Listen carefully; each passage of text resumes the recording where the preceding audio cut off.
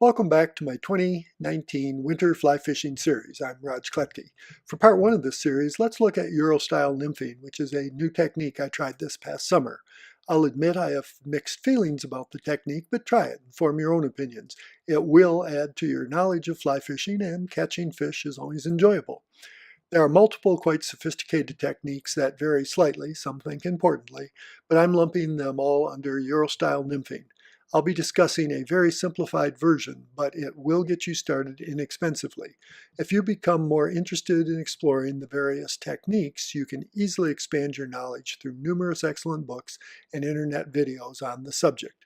The basic principle is to get the nymph deep along the bottom of the stream where trout are often holding. Of course, there are other techniques that try to accomplish this and share many features with Euro Style nymphing, but at least for me, the Euro Style nymphing in some situations is more efficient and allows me to fish deep more effectively.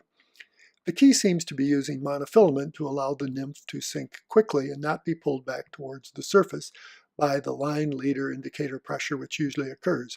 This is not a new idea and has been used for years by fly fishermen. Using a sighter, a colored segment of monofilament, allows you to judge and adjust the depth of your nymph and recognize takes. Since we'll be fishing with a long level monofilament leader without appreciable fly line, the fly line becomes of minimal importance. If you really get into this style, you may want a 2 to 4 weight line on an extra long fly rod, but start with what you have. Let's keep this inexpensive. So first, build a long level monofilament leader. I'm not recommending any specific brands, but buy some 20-pound monofilament and cut off several 15 to 20 foot sections which you'll use as your level leader. There is no need to build a tapered leader. If your fly line has a loop connector, which I would recommend for simplicity and can easily be added to any fly line if needed, tie perfection loop at one end of the monofilament for easy attachment.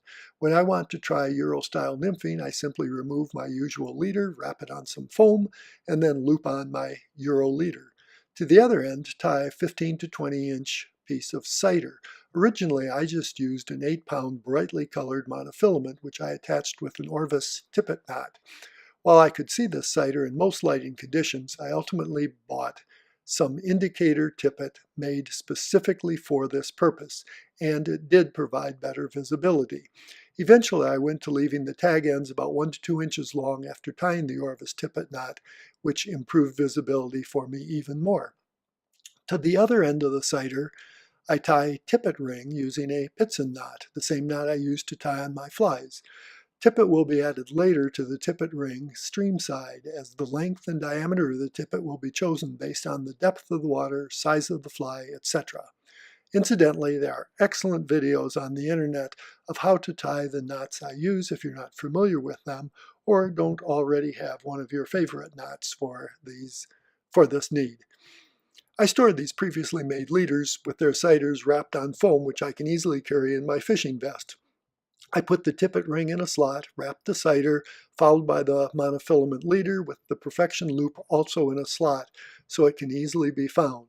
I have 3 previously built leaders with ciders here, which will usually last me a season.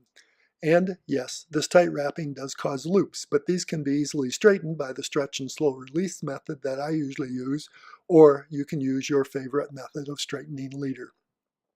Now we still need a nymph to use.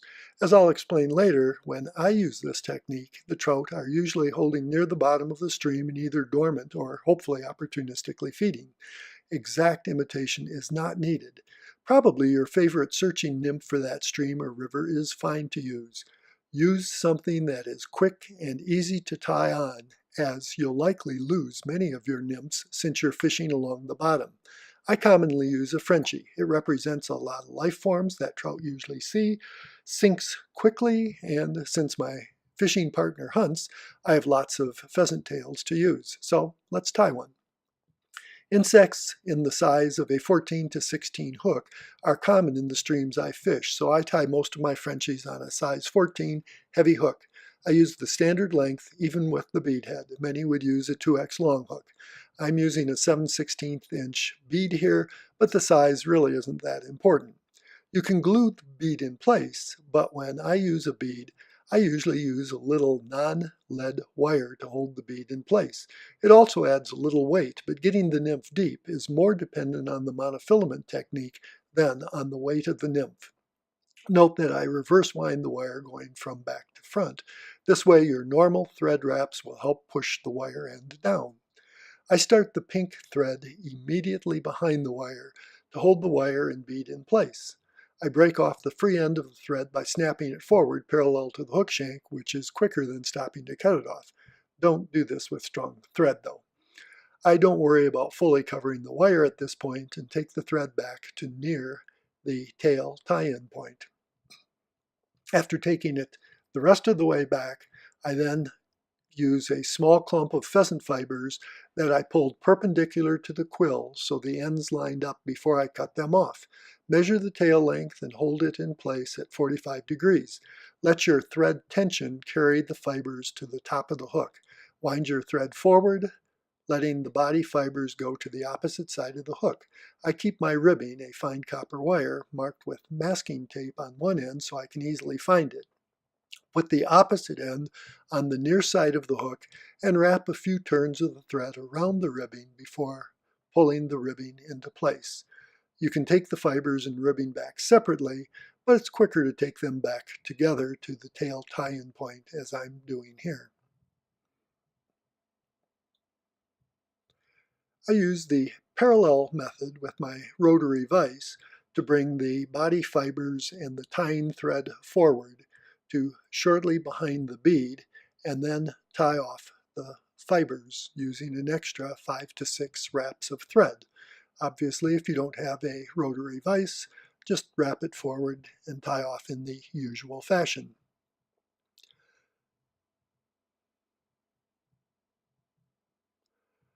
Once I've gotten the extra wraps in place, I will cut off the excess fibers above the shank so I don't accidentally cut the thread. Then I reverse wind the ribbing, again using my rotary vise. The excess wraps that you did with your thread will unwind and meet the ribbing at the tie-off point.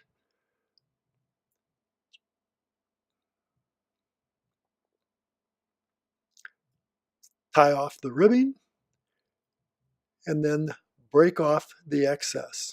Don't use good scissors for this. Attach some pink dubbing to your thread. I use pink UV ice dubbing and wind it on the thorax. Remove any excess dubbing if needed. I may have used a little too much here, but that's okay. Then tie off. I use 2 whip finishes of 3 wraps each, which saves me time over using head cement and seems to be adequately durable. So here's the final Frenchie. It's quick, it's cheap, it's easy to tie. It's also very effective, so what's not to like? Well, we're finally ready. Let's go fishing. When I get streamside, I first assess the situation. Will I start with this Euro Style Nymphing that we've been preparing for? Well, probably not. Certainly not during a hatch. Those of you who have viewed my other videos know how much I like fishing hatches. If I see any trout activity, I'm likely to try some other classical technique, as I enjoy casting 20 to 30 feet of fly line and searching with a dry fly, wet fly, classical nymph indicator fishing, or even occasionally a streamer. But if no trout activity is noted, I'm not doing any good with my usual searching techniques, or I want to fish really deep in pocket water, riffles, very short runs, water types not conducive to classical techniques, or even water that has not been productive for me in the past but I think might hold trout, I'll try Euro Style Nymphing. In other words, I use Euro Style Nymphing when classical techniques aren't working or not ideal for the water type I'm fishing. True proponents will use Euro Style Nymphing as a first choice and catch lots of fish. I tend to use it as a last choice. However, it has allowed me to fish different water types and catch fish during otherwise quiet times. Even in my very unsophisticated hands, it has been quite successful. Even my previously non-productive waters have often held trout that I now have been able to occasionally catch. So, even though I only occasionally use it, let me show you how I try Euro Style Nymphing. You can try it with your normal fly rod, especially if it is 9 feet or longer, but a 10 to 11 foot fly rod is definitely better. A short rod will handicap you. This past year, I borrowed my fishing buddy's 10-foot Euro Style fly rod to try the technique. Happily, his rod is also quite good for dry and wet fly fishing, so I didn't have to carry a second rod with me. When you want to try a Euro Style nymphing, replace your normal leader with the previously built monofilament leader and sighter, then tie on a tippet to the tippet ring. For now, just put on a 4-foot long 5X tippet and tie your nymph on the terminal end. I use a Pitson knot for both of these knots, but your favorite knot, as we said before, should work fine.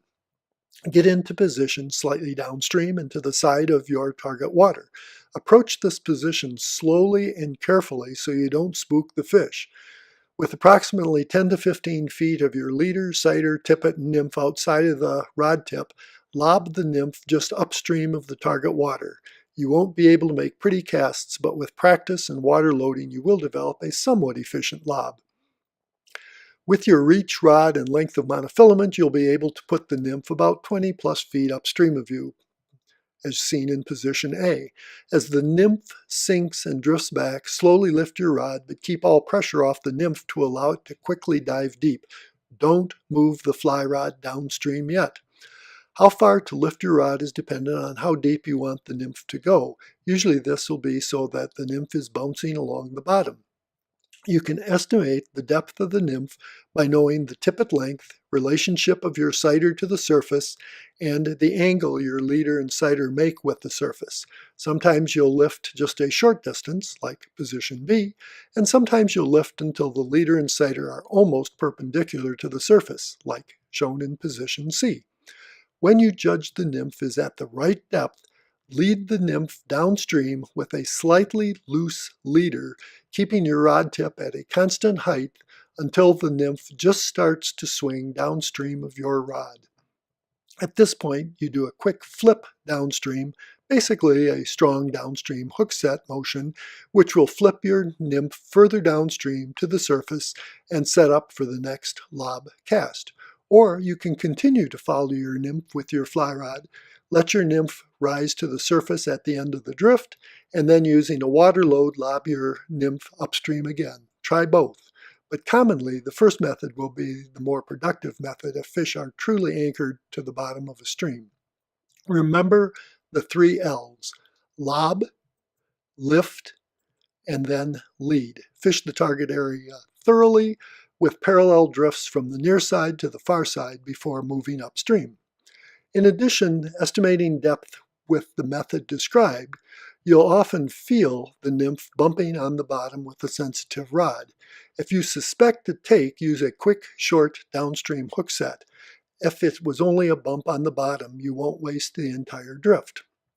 So, now make up a couple of the leaders with sighters that we just showed you earlier, and try Euro Style nymphing the next time you're fishing. See how you like it. If you position yourself cautiously so you don't spook the fish, you will catch trout, but you may miss the joy of normal fly casting. If you do like Euro Style nymphing, be especially good to your significant other because you will want a new 10 to 12 foot fly rod. These rods will feel tip heavy, so you may also want a new, slightly heavier reel. Be sure to spend some time researching and trying rods out before you buy one.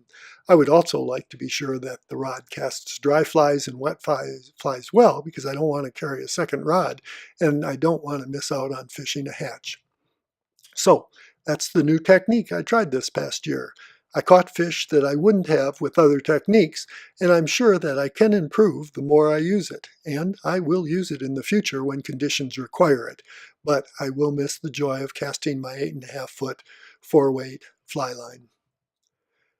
In part 2, we'll look at the Western Pale Evening Dun Hatch that I fished in 2018. We'll discuss the hatch, how to fish it, and tie an appropriate fly or two. I'm Raj Kletke, and I'll see you soon.